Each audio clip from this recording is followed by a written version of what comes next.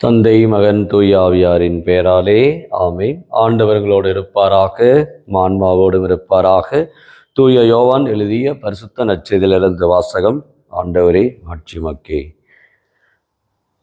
அதிகாரம் 14, இறைவார்த்தைகள் 21 26 முடிய. அக்காலத்தில் இயேசு தம் சிறரை நோக்கி கூறியது: என் கட்டளைகளை ஏற்று கடைபிடிப்பவர் என் மீது அன்பு கொண்டுள்ளார்.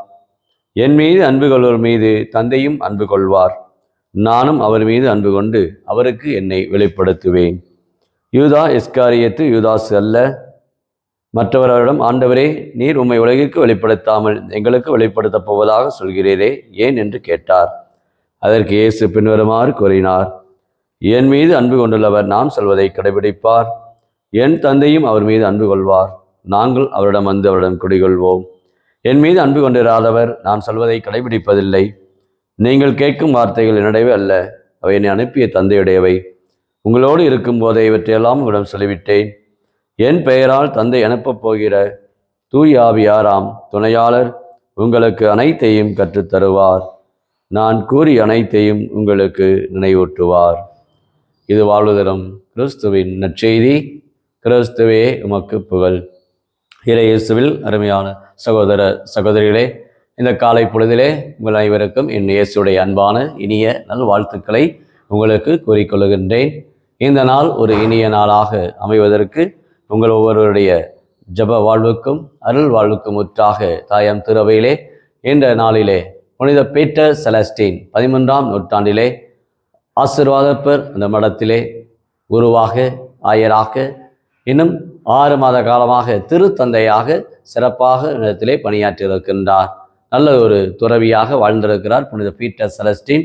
அந்த துறவிகள் மத்தியிலே எளிமையுள்ளவராக, அன்பானவராக, ஆண்டவருடைய அருளை பெற்றுக் கொடுப்பவராக அந்த திரு அவைக்கு பல்வேறு கருத்துக்களை 13ஆம் நூற்றாண்டிலே திருச்சபையினுடைய வளர்ச்சிக்காக தன்னையே அர்ப்பணித்தவர் தான் புனித பீட்டர் செலஸ்டீன். அவருடைய இந்த திருநாளிலே ஆண்டவரை போற்றுவோம். ஆண்டவர் இன்றைய நாளிலே நமக்கு அருமையான ஒரு இறை வார்த்தையை சொல்லுகின்றார். யோவான் நற்செய்தி வழியாக, என் மீது அன்பு கொண்டுள்ளவர் நான் சொல்வதை கடைபிடிப்பார். என் தந்தையும் அவர் மீது அன்பு கொள்வார். நாங்கள் அவரிடம் வந்து அவரிடம் குடிகொள்வோம் என்று சொல்லுகின்றார். ஆக அன்பு சொல்லுகின்ற அந்த உள்ளங்களிலே எப்பொழுதுமே கீழ்ப்படுதல் உண்டு. யாரை நாம் குறிப்பாக நம்முடைய வாழ்க்கையில் அன்பு செய்கிறோமோ அவருடைய வார்த்தையை நிச்சயமாக என்ன செய்வோம்? கடைபிடிப்போம். அவரோடு பேசுவதற்கு மிகுந்த ஆர்வத்தோடு இருப்போம். அவருடைய வார்த்தைகளை கேட்பதற்கு அவர்கள் எப்பொழுது என்னிடம் பேசுவார்கள் என்று அவளோடு இருப்போம். இதுதான் மனித யதார்த்தமான உண்மைகள். எங்கு அன்பு இல்லையோ அங்கு அந்த வார்த்தைகளை நாம் கீழ்ப்படிய மாட்டோம். இதுதான் இன்றைக்கு அன்றாட வாழ்விலே நாம் பார்த்து கொண்டு இருக்கிறோம். எங்கு பார்த்தாலும் என்னுடைய வார்த்தைக்கு மதிப்பில்லை, என்னுடைய வார்த்தைக்கு கீழ்ப்படுதல் இல்லை என்று பல்வேறு மனத்தாங்கல்கள் இன்றைக்கு நம்முடைய மனித சமூகத்திலே இன்றைக்கு நாம் பார்த்து கொண்டே இருக்கிறோம். அதை இயேசு நமக்கு இன்றைக்கு சொல்லுகிறார். ஒவ்வொரு கடவுளுடைய பிரசன்னத்தை இன்றைக்கு மையப்படுத்துகின்றார். ஒவ்வொருடைய வாழ்விலும் நாம் நிறைவான அந்த அன்பும் நிறைவான அந்த கீழ்ப்படுதலும் எங்கு இருக்கிறதோ அங்கு மகிழ்ச்சி இருக்கிறது. நாங்களும் இந்த குடிகொள்வோம் என்று சொல்கிறார். வாக்கு மனிதரானார், நம்மிடையே குடிகொண்டார். அப்போ இயேசு நம் உள்ளத்திலே குடிகொள்ள வேண்டும் என்றால் இயேசுவை அன்பு செய்யக்கூடியவர்களாக நாம் இருக்க வேண்டும். வெறும் அன்பு செய்கிறோம் என்பது வார்த்தையில் அல்ல, அன்பு செய்வதை நாம் செயல்களிலே வெளிப்படுத்த வேண்டும். அன்பு செய்வதை இன்றைக்கு வெளிப்படுத்தக்கூடிய ஒரு காலத்திலே இன்றைக்கு இருக்கிறோம். வெறும் அன்பு செய்கிறோம் என்பது வெறும் வார்த்தை அளவில் அல்ல, மாறாக செயல்களிலே இன்றைக்கு நாம் வெளிப்படுத்த திருவை என்று நமக்கு அழைப்பு இருக்கிறது. ஆக எத்தகைய ஒரு செயல்களை செய்கிறோம் என்பதை நாம் இன்றை சிந்தித்து பார்ப்போம்.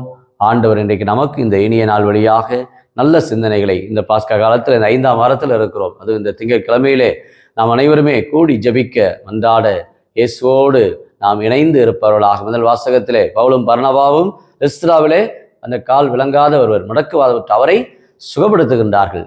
தெய்வங்கள் மனித உருவில் நம்மிடம் வந்திருக்கின்றன என்று இறைமக்கள் பறைசாற்றுகின்றார்கள். அந்த அளவுக்கு இன்றைக்கு ஒவ்வொருடைய கிறிஸ்தவ வாழ்வும் இன்றைக்கு ஒரு சாட்சிய வாழ்வாக, ஆண்டவருடைய வார்த்தைக்கு பணிந்து நடப்பவர்களாக, செயல்படுத்தக்கூடியவர்களாக, திருத்தூதர்கள் நற்செய்தி அறிவிப்பதிலும் தங்களுடைய வாழ்க்கை மாற்றம் வெறும் போதிப்பது மட்டுமல்ல, மாறாக அவருடைய வாழ்க்கை பல வகையிலே மாற்றத்தை கொடுத்திருக்கிறது. அவருடைய வாழ்க்கையிலே ஒரு புதிய ஆற்றல் பெற்றவர்களாக, புதிய நம்பிக்கை பெற்றவர்களாக, அவருடைய செயல்கள் எல்லா மக்களுக்குமே ஒரு புளிக்காரமாக உப்பாக இருக்கிறது. அவர் நம்முடைய செயல்கள் இன்றைக்கு நாம் கேட்டு பார்ப்போம். என்னுடைய செயல்கள் அப்படியே பழைய கழிந்து புதியன புதல் என்றோ என்று புதிய நம்பிக்கை உறவுகளாக மாறுகிறோமா? அல்லது பழைய வாழ்வையே நாம் இன்றும் பழைய பாவத்திலே இன்று உழந்து கொண்டு இருக்கிறோமா? சிந்திப்போம்.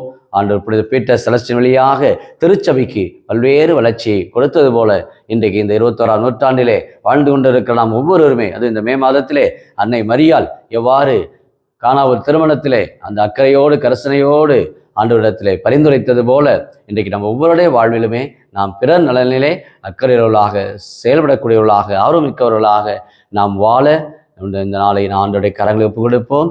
ஜெபிப்போமா? அன்பின் பரலோக பிதாவே, அப்பா இயேசுவே, அருமையான இந்த நாளுக்காக நன்றி கூறுகிறோம்.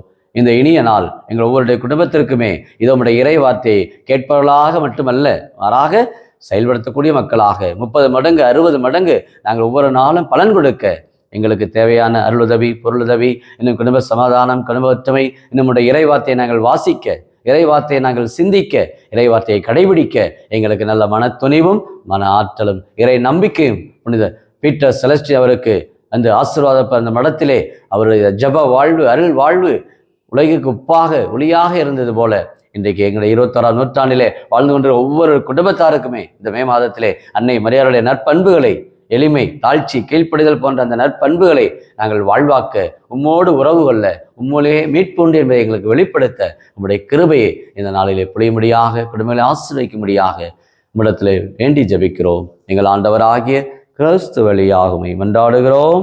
ஆமீன்.